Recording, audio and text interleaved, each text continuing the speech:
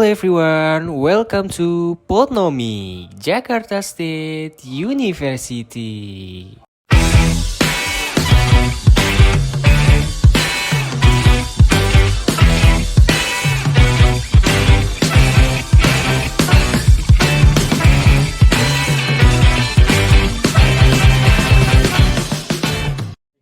Halo Sobat UNJ, selamat datang di podcast Economic Education.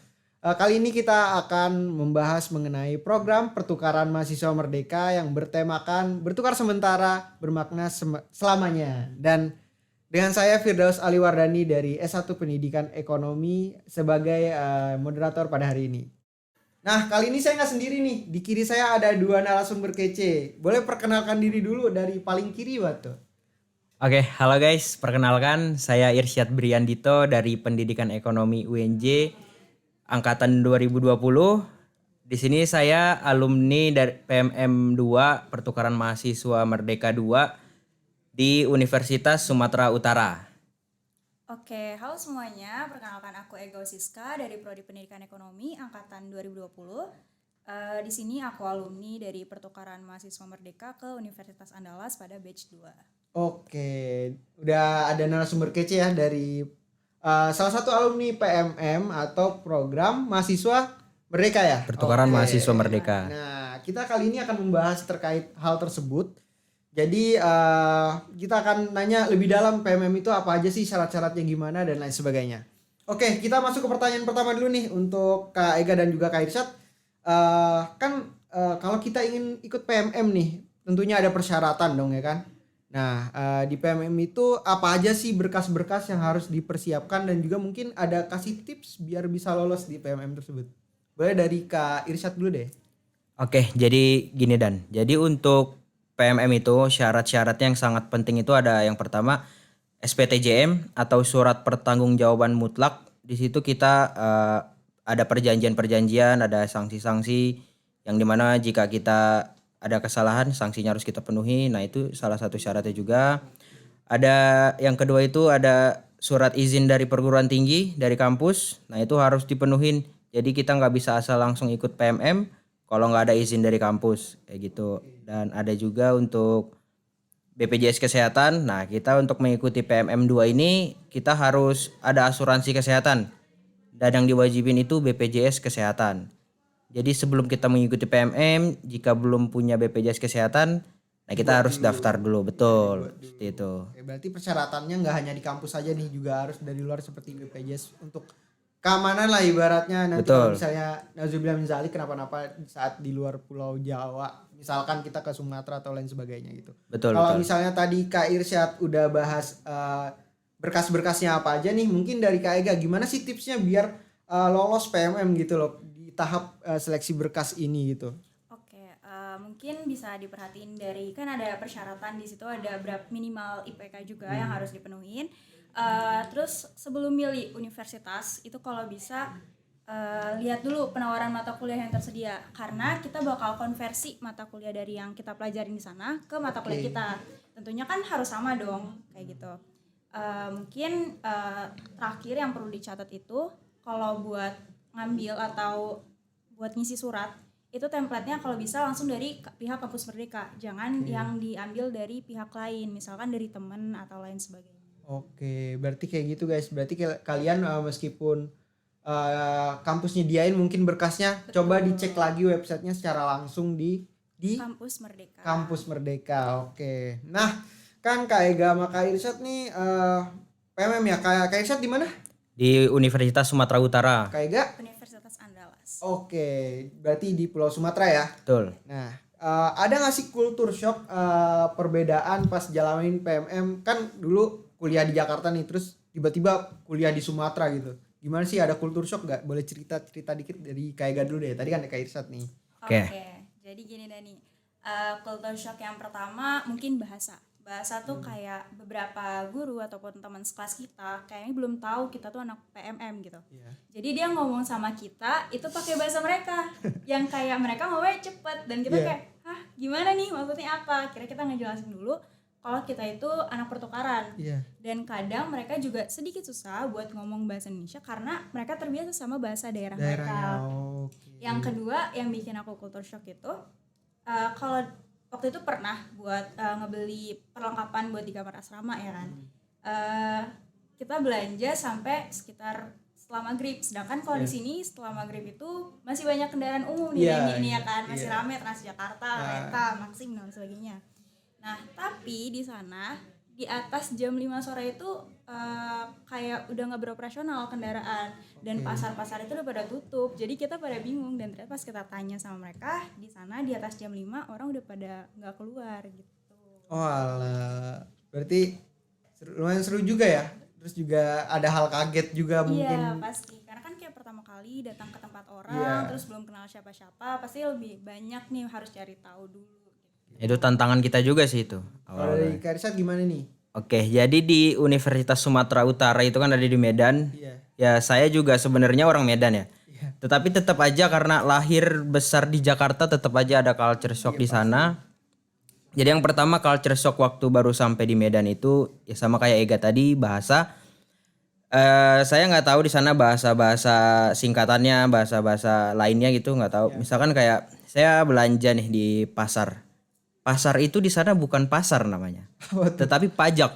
Wah, kok beda ya? Beda kan? Nah terus waktu saya belanja di pasar, saya belanja perlengkapan untuk asrama kan. Nah saya belanja lah, ada salah satu seorang pedagang di situ. Dia tanya, Dek di mana keretanya Dek? Nah gitu kan. Nah loh saya nggak tahu Bu, kok kereta, saya kesini naik pesawat baru sampai Bu, kayak gitu kan. Nah iya mana keretamu ini biar saya anterin barangnya gitu. Saya nggak naik kereta Bu, saya naik pesawat seperti itu. Nah tahu-taunya kereta itu apa? Motor di sana. Oh alah. Nah diganti tapi jadi kereta kan. Nah itu salah satu culture shock juga di sana. Dan juga di sana ya orang Medan kan keras-keras bahasanya ya, suaranya gitu. Jadi yang dikira lagi beli makan gitu, suaranya kenceng banget nih, marah apa ya gitu, nggak suka sama kita gitu. Itu culture shocknya. Culture shock di sana juga itu perkuliahannya sih. Kayak di UNJ itu kan perkuliahannya kita udah dipaketin nih. KRS kita udah diisi semua dipaketin. Satu kelas itu maksimal kan 50 orang di UNJ. Ya rata-rata segitu ya. Jadi kalau di USU itu kemarin satu kelas itu bisa 100 orang. Nah itu kan kaget tuh, baru masuk loh, 100 orang banyak banget nih kelasnya gitu. Nah tapi di sana juga selain 100 orang itu ya fasilitasnya memadai sih gitu. Culture shocknya dari saya gitu aja sih. Oke, berarti satu kelas tuh bisa 100 orang udah kayak seminar dong. Nah gitu ya. betul, bisa tuh kaget kan. Makanya baru masuk, lo udah 100 orang kayak gitu. Padahal ruangannya juga gak gede-gede banget juga, tapi ber-AC gitu. Nah, gitu 100 orang kan kaget. Oke, mungkin itu salah satu cerita culture shock dari Kak Ega dan Kak Irsat. Paling utama bahasa ya berarti ya? Betul. Bahasa yang paling utama. Oke, masih lanjut nih ceritain keseruan dari PMM. Boleh ceritain nggak? Tadi kan lumayan banyak nih pengalaman seru dan lain sebagainya. Ada nggak sih pengalaman sedih dari PMM itu gitu? Oh kalau itu mungkin Irsyad dulu. Ya boleh dari Irsat. Tadi kan Oke. dari Kak Ega. Pengalaman sedihnya itu sedikit ya karena ya saya sangat menikmati PMM di Universitas Sumatera Utara. Iya. Sedihnya itu bukan sedih karena ikut PMM sih, sedihnya karena baru pertama kali merantau ya jauh dari orang tua. Tentu. Jadi homesick lah, saya seminggu sampai 2 minggu pertama homesick di asrama. Wah begini ya gak enak ya ngerantau jauh dari orang tua kayak gitu kan. Jadi sedih-sedihnya gitu aja sih ya. Sedih-sedih yang lain juga kayak waduh bisa gak ya membaur nih gitu. Ada salah satu temen yang kayak gak suka gitu-gitu. Nah gitu-gitu aja sih sedihnya karena PMM itu sebenarnya sedihnya sedikit. Kita banyak senangnya di PMM. Jalan-jalan paling utama ya. Betul. Lanjut Kak Ega coba deh. Mungkin serunya tadi udah di ya sama Dani jalan-jalan. Jalan-jalan. Apalagi jalan-jalan itu juga diakomodasi sama seluruhnya itu sama pemerintah. Oh iya? Jadi, iya benar, baik dari transport, penginapan, makan dan lain sebagainya.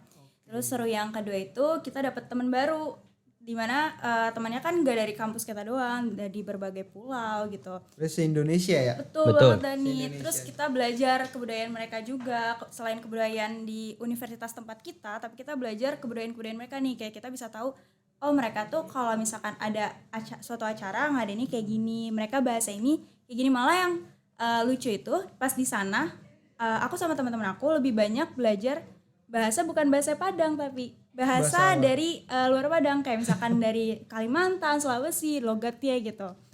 Kalau sedihnya tadi udah di-mention Irsyad, mungkin sedih yang kedua itu pas pulang PMM kali ya. Karena di sana senang banget kan pasti Betul, Irsyad ya. betul. Di sana tuh teman-temannya seru banget, asyik banget, tapi pas pulang itu berasa banget sih sedihnya karena kita pisahnya pulaunya jauh-jauh, susah buat ketemu lagi. Iya. Udah kayak kesempatan untuk 2 kali itu agak susah. Benar buat banget. ketemu lagi ya, kecuali ikut lagi PMM mungkin. Gak boleh Nah, tapi nggak kan boleh, sayangnya. kali doang. Kalau boleh Siapa kayaknya bisa tahu deh. ya kan, aduh PMM lagi nih kayaknya. Oke, mungkin ada satu lagi nih. Secara singkat aja ya. Tadi kan dari Kak Irsyad, Kak Ega dulu nih. Apa alasan kakak ngambil program PMM? Alasan ya? Singkat aja, secara singkat. Oke, awalnya emang belum tahu ya ada program PMM ini sampai akhirnya dibahas sama Prodi gitu, Kak Prodi. Terus yang bikin tertarik itu kita bisa belajar kebudayaan yang kita belum kenal nih. Kayak yang aku bilang tadi, kita kenal kebudayaan dari pulau, nggak cuma Pulau Jawa aja, tapi bisa dari Pulau Sumatera, Kalimantan, Sulawesi kayak gitu. Terus ini kesempatan yang menarik yang kayak kita bisa belajar mandiri gimana ngerantau buat pertama kalinya gitu kan. Kayak gitu sih kalau dari aku. Kalau dari Irsyad mungkin beda. Oke, kalau dari saya kenapa milih PMM, terutama kenapa milih PMM di USU itu karena mau pulang kampung juga sekalian. Bener karena banget, kan di Medan. sekalian, ya, kesempatan. Bisa. Kapan lagi kita pulang kampung gratis ya kan. Iya benar di. Nah, terus selain itu ya tadi Ega juga udah bilang karena kita diingatin, diberi arahan oleh core prodi kita di pendidikan ekonomi Bu Niken. Iya. Nah, kita diberi arahan untuk mengikuti PMM. Dan kenapa saya milih untuk ikut PMM? Karena saya lihat benefitnya itu sangat bagus ya, karena kita juga PMM ini dibiayain, diberi bantuan biaya hidup 1.200.000 setiap bulannya, diberi juga asuransi kesehatan, dan untuk tiap minggunya PMM itu kan ada modul Nusantara namanya. Nah itu tiap minggu jalan-jalan.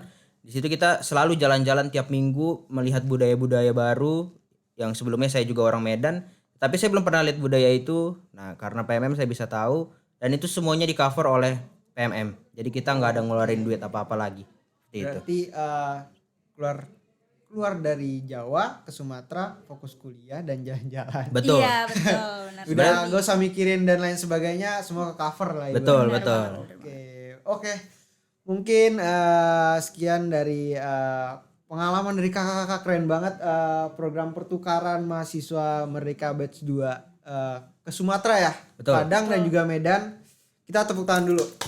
Keren banget. Mungkin teman-teman yang tertarik bisa langsung ke website dari Kampus Merdeka ya. Iya, Merdeka, Kampus betul. Merdeka. Bisa dicek apakah PMM buka lagi. Biasanya buka ya? Udah buka. Udah buka ya, malah malah. udah buka.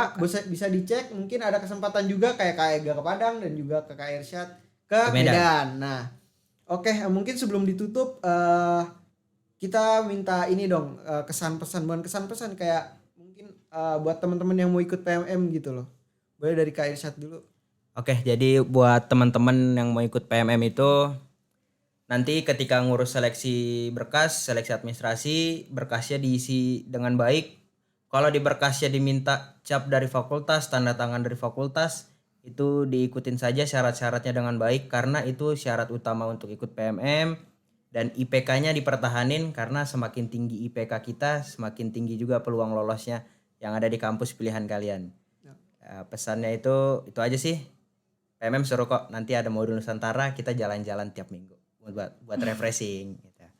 Dari Kak Ega. Oke, mungkin bohong kali ya kalau aku bilang jangan takut buat ngerantau sendiri gitu buat Betul. pertama kali. Pasti ada lah, semua orang takut termasuk aku.